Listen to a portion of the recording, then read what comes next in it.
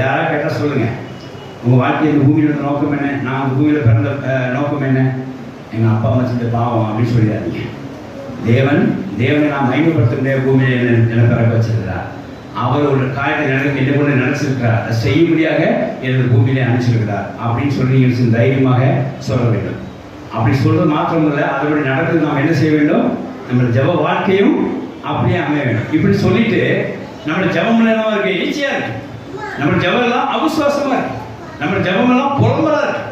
அப்போ அந்த காரியம் நிறைவேறாது. தேவனுக்கு ஸ்தோத்திரம் இல்லாத நமக்கு இயேசு மாடல்களாக காமிச்சிருக்கிறார். அந்த பூமியிலே உண்மை மகிமைப்படுத்தினேன், ஹல்லேலூயா, நீ சொன்ன காரியங்களே செய்து முடித்தேன். அப்படியே நாமும் செய்வோமாக இந்த பூமியிலே நம்ம குறிப்பிட்ட வாழ்க்கையானது தேவனை மகிமைப்படுத்துவதா, ஹல்லேலூயா. இந்த பூமியிலே நாம் வந்த நோக்கம் தேவசித்த செய்வது தான். கர்த்தருடைய ஸ்தோத்திரம் இல்லாத ஆதியிலே சில ஆட்களும் அப்போ செய்திருக்காரு பார்க்கிறோம்.